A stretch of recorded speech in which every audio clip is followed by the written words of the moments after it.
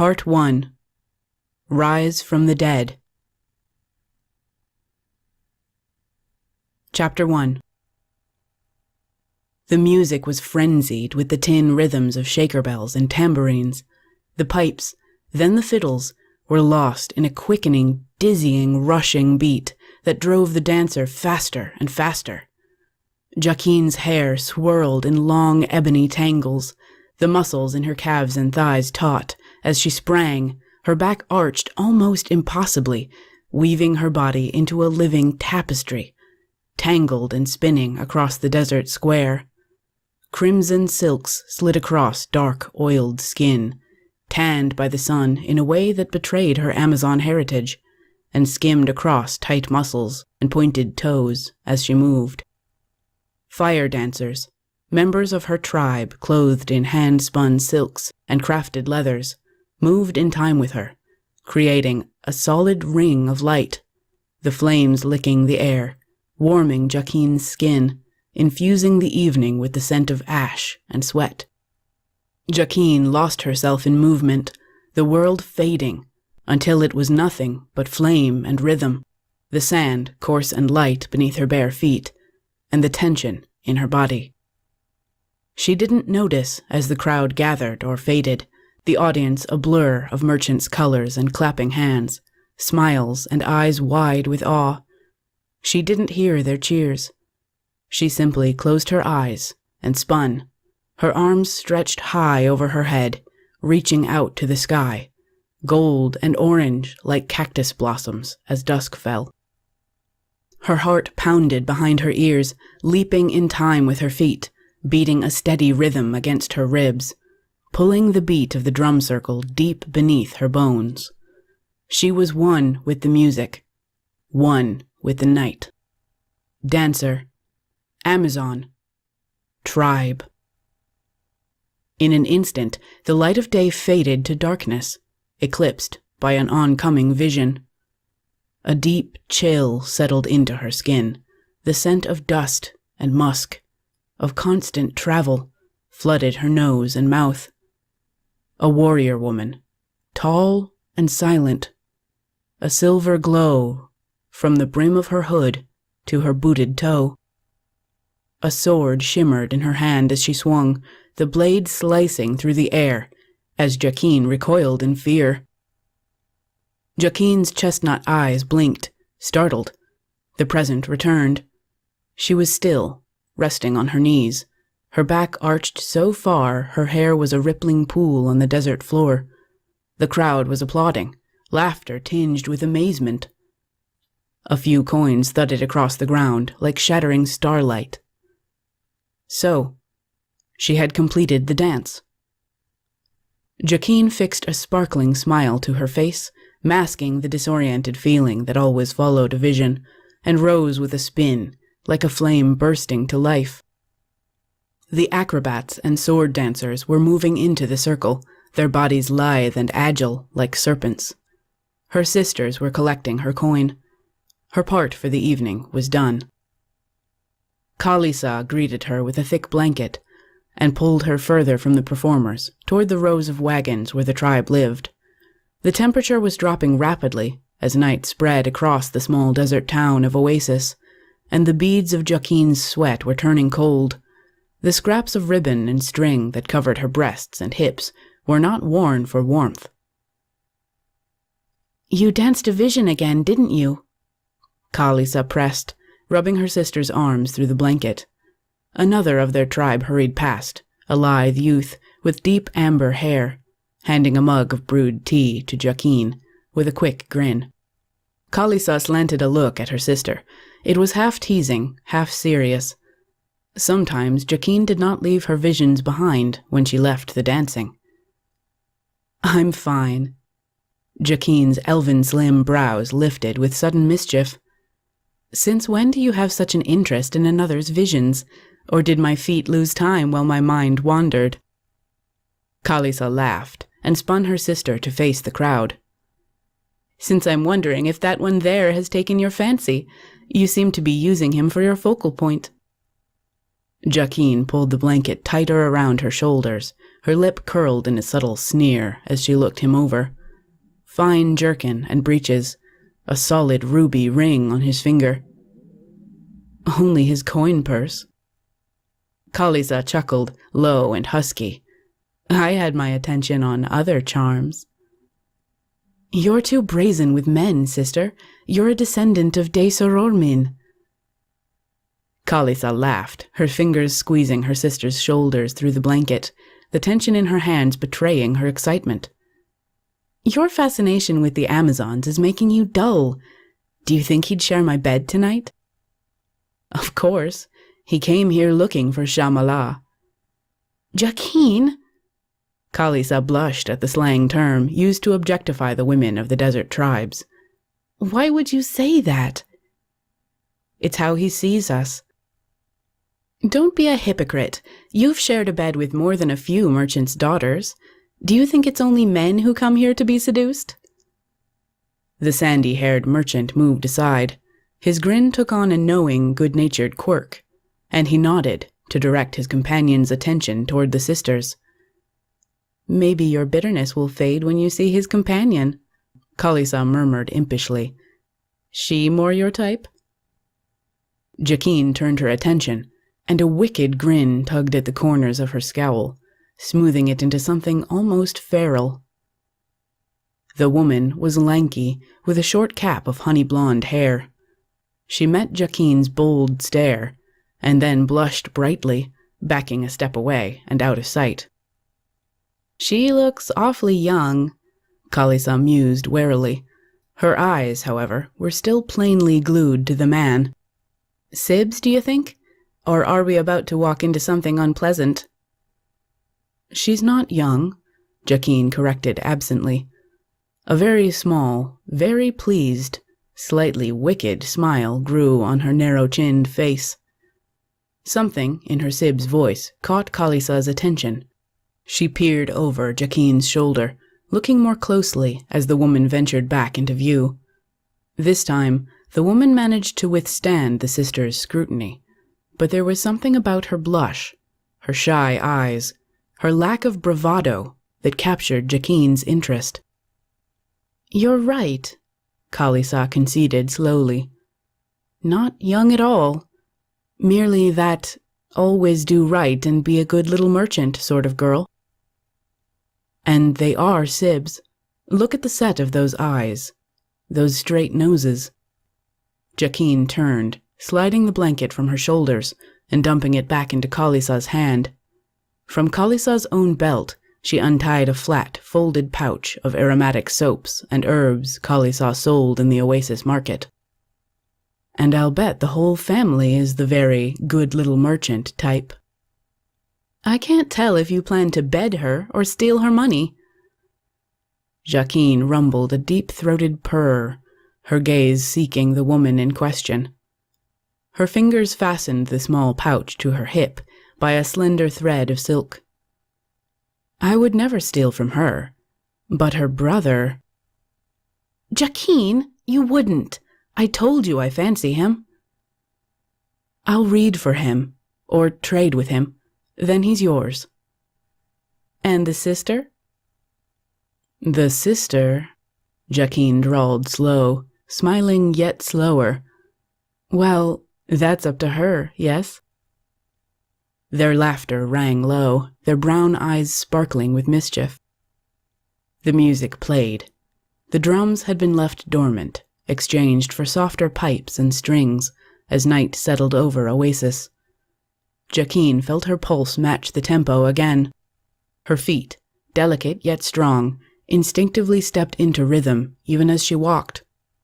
The air was crisp, the scents of sand and wind mingling with the darkly sweet spices from the soap at her waist. The audience was happy, their joy and wonder about to turn to reckless abandon. Joaquin smiled at each visitor as she passed through the crowd, beaming at the children cheering as they held hands and spun across the desert floor, sending waves of sand into the air like a dust devil fighting for life. She glanced longingly at the lovers, holding each other close, her crimson velvet gown pressing tight against his gold-embroidered tunic, seeking the lines of each other's bodies through the cloth. She nodded a warm welcome to the old man, bent with age, his arms and legs covered by thick sable robes to keep out the oncoming cold, his dark eyes kind and deep. He lived in the town proper, but he came to watch her dance every night. He had never told her his name. Jaquine's smile curled into a delicious invitation as she approached the young woman she'd spied before. The woman, undoubtedly the daughter of a traveling merchant, turned to spy Jaquine's approach, and in that instant, everyone else, the audience, the woman's leering brother, seemed to disappear. Jaquine felt the breath catch in the younger woman's throat, as if it was her own, could see the emotions tangle like the woman's wind-tossed hair in the stranger's green eyes. Fear, lust, wonder. But the music captured her in its rhythm, held her bound still in Jaquine's unspoken vow, in the magic of the enchantress. Jaquine smiled, the corners of her full mouth pursed, and her eyes beckoning, extending a slim-fingered hand. "Tell me, child, have you ever had your fate read in the cards?" Jaquine ran her hands over the tattered, worn cards. She knew every line, every crease, their scent as deep and musty as ancient books, and with just as much history. The designs and symbols had been faded even when they'd been passed to her. The images were drawn from the records of the Amazons, held and cherished by the tribe. She turned one card with a graceful twirl of her wrist. The click of the cards echoed through the large, round wooden wagon, built from silver pine trees in the far north. The light from half a dozen lanterns, the panels made of glass, stained burnt orange and scarlet, bathed the carvings of Etah, sandwolves, mountains and sunlight etched into ceiling and walls by Jaquine and Kalisa as children, proof the wagon had been a family home before Jaquine started using it to swindle ignorant strangers. The sandwolves. A profitable business venture awaits. "We're meeting with a patron in less than a fortnight. Do you see it going well?" The young tradesman, who had introduced himself as Tristan, leaned over the cards, searching Jaquine's face for answers, his eyes wide with belief and naivete. His sister, Dani, stood on his left, Kalisa on his right, her arm draped over his shoulders. Jaquine ran the remaining stack of cards between her fingers, tapping the edges absent-mindedly with short, filed nails. "The hour is late, my young friend, and your session has ended. Perhaps you should be getting to bed?" Jaquine lifted a single, slender eyebrow, her gaze fixed on Tristan's coin purse, now less than half the weight it was when he'd entered. "Of course he wants to hear more," Kalisa insisted, sliding another coin across Jaquine's table, where Jaquine palmed it and added it to the growing pouch at her waist, the money kept out of sight, so as not to alert her customers to how much they'd spent. Even when she fancied Jaquine's mark, Kalisa prioritized her dedication to her sister over a tryst. She dispensed the merchant's money amid a tangle of kisses, whispers, and praise so genuine Tristan never realized what was lost. Of course, Jaquine was an expert at baiting, speaking vaguely enough to make every promise relatable, hooking her prey just as time was running out, urging more questions and more gold with each tale. She grinned gently at her sister. Who said they were stealing? They worked hard for their pay. Perhaps it was time to give her sister what she wanted. "Indeed, your efforts have not been lost on your future patron. You will soon see the fruit of your labors."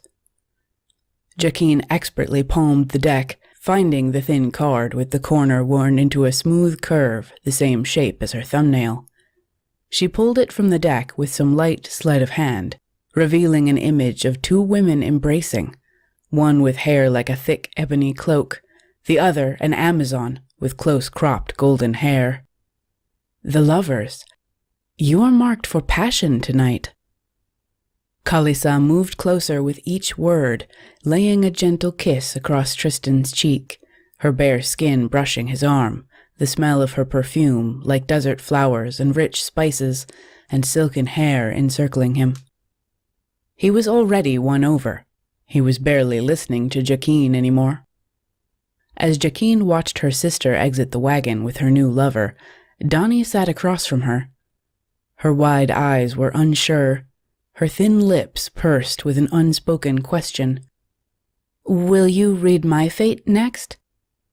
Jacqueline turned slowly to the young woman, meeting her attempt at boldness with a slow smile. "The cards aren't for you, Min Donnie.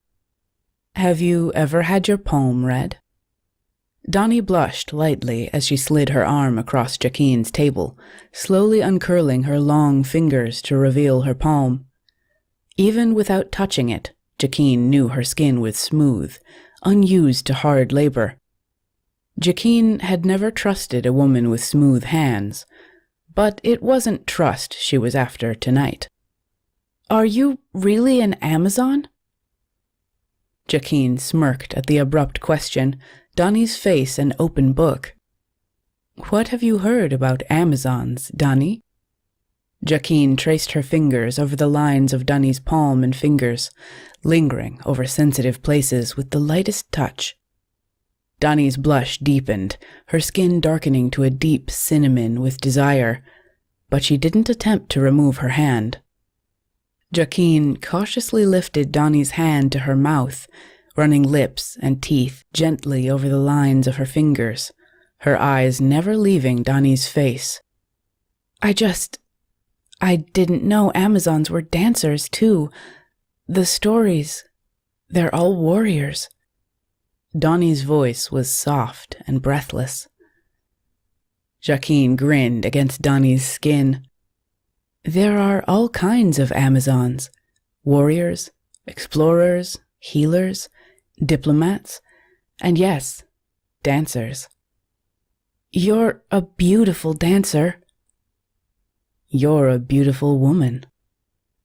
Donnie's skin was as dark as Jacqueline's, her heart pounding in her wrist beneath Jacqueline's lips. Her skin was warm and familiar, with the sense of spice and warm tea. It was a blend Kalisa used in her soaps. Still, hiding just beneath the scents of Jacqueline's home was a scent that refused to be overpowered, one of forest, of cold and pine and damp earth. The smoothness of her palms, the old calluses on the tips of her fingers that only belonged to a well-trained player of a string instrument, the clean taste of her, even after a night in the desert, all wove the story of Donnie's life beneath Jacqueline's tongue and hands. Donnie's skin was far more intoxicating than her delicate face and wide eyes. As Jacqueline's lips nipped toward Donnie's wrist, her senses were suddenly assaulted by a vision. The wagon disappeared, replaced by a dark void, thick and endless as no night, no cave could ever be. Donnie stared up at her in shock and terror, a glass arrow protruding from her chest, blood seeping through her fine white linen nightshirt. The earthy scent of her skin had soured, replaced with the smell of fear, of death. Soon. "Jacqueline?" Jacqueline blinked at the sound of her name, the vision gone. Donnie looked up at her in concern. The lust had disappeared from Jacqueline's eyes. Her hand had gone slack. She felt tears roll down her cheeks. "What's wrong?" Jacqueline curled Donnie's hand between both of her own, trying not to notice the small scar on the back of her right hand, the slight bend in her small finger that spoke of an active, daring youth. She didn't want to know more of this woman's story. The more she explored her, the more she delved into the story of her life written across her body, the more she'd mourn her. Donnie had shared nothing with Jacqueline but her name, and already Jacqueline's heart was breaking for her. I'm so sorry. Dunnee's eyes clouded with confusion, her slender neck arching back in surprise. What? Jacqueline couldn't look at her without seeing her die, couldn't breathe her scent without it souring to the smell of blood. What was seen could not be unseen. Dunnee was a walking corpse. Jacqueline's head swam, her stomach turned. Excuse me, I have to go. Jacqueline rushed out of her wagon and into the night, her bare feet landing heavily on the well-packed sand of the tribe's market, leaving her confused would-be lover behind. Jacqueline? Dunnee climbed out of Jacqueline's wagon awkwardly, unused to the steep stairs and rounded door, but the dancer was already gone, weaving between the tight rows of wagons and stalls with ease. She'd grown up here, on the dusty outskirts of Oasis. The Sorormin tribe's settlement was dense, almost as big as the permanent market in town, and twice as crowded after dark. Jacqueline wouldn't be found unless she wanted to be. She jogged to the edge of Oasis, skirting along the market where she could pass unnoticed, while still drawing on the heat of the torches, the rippling sound of silks swaying in the night breeze, the sense of fresh meat and spices that would calm her soul, take the edge off the lingering pain of her vision.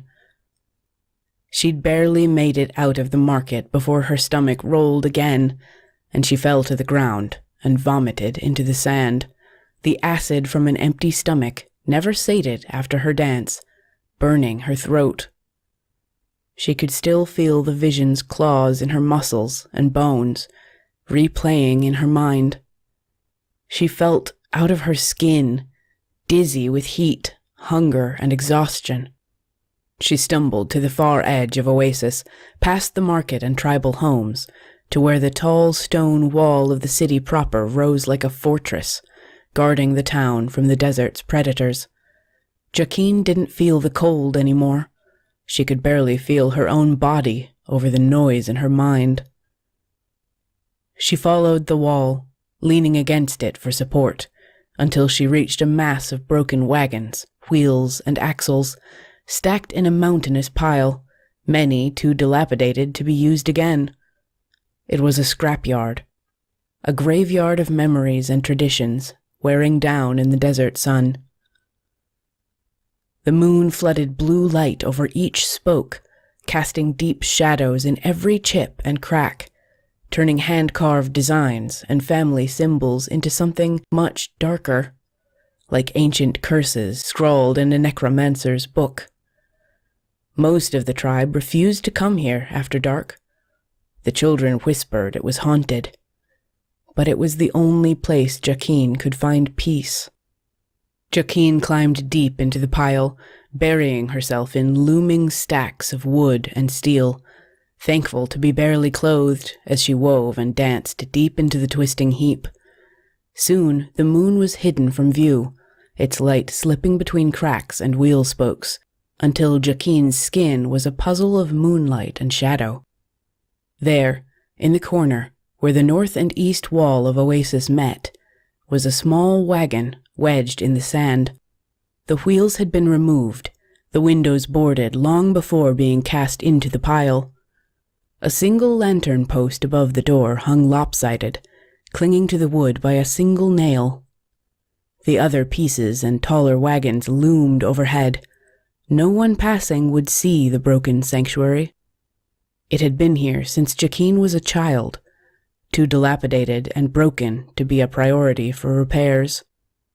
Jacqueline stepped through the door, her feet sliding over the soft carpet she'd laid years ago to cover the base of the wagon, now worn away, consumed by the desert. She lit a glass lantern, casting the room, the worn pillows and soft blankets, in flickering shadows. She collapsed on the pillows, ignoring the grit of sand that shifted and scattered across the carpet from the abrupt movement.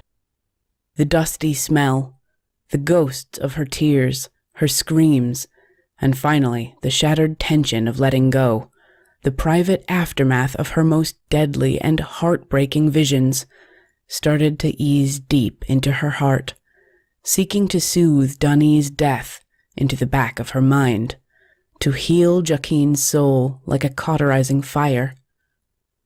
She closed her eyes and breathed deep into her stomach, trying to smell more than Dunny's lifeblood oozing from her heart, feel more than the phantom pain of an arrow piercing her chest. Even in the vision, Dunny's eyes had been so young, if not in years, then in experience. Her death was a waste. Jaquine pressed her face against a soft down pillow embroidered in gold until she stopped trembling. Her visions were becoming increasingly more violent. At least once a day for the last monarch, she'd touched someone to watch them die by sword or arrow. She had never seen when or how, beyond the direct assault. She assumed they were going to be waylaid by bandits after leaving Oasis, but the visions had become so common, she feared the threat would target Oasis itself, her home.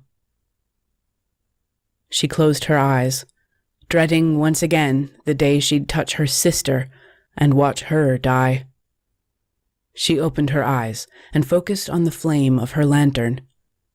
She wondered if the Amazons had prayed. Jaquine had never been religious, but as the vision continued to cling to her, she wished for divine direction. Her face twisted in frustration at herself for becoming so broken over the vision, for the influence her magic had over her body and mind. "Saki sak, Diana," she sighed in exasperation, recalling a phrase from the books of Valley Bay. "What can I do?" Her mind drifted toward her vision during her dance. The silver warrior, hooded and hidden in shadow. It wasn't the first time she'd danced a vision of the same figure, so strong and mysterious. She'd assumed the warrior to be a protector, a spirit guide, a touchstone that kept her sane. It had never moved until tonight. "Help me," she whispered to the air, the memory of her warrior firm in her mind, pleading with the only deity she respected, her personal, supernatural protector in silver.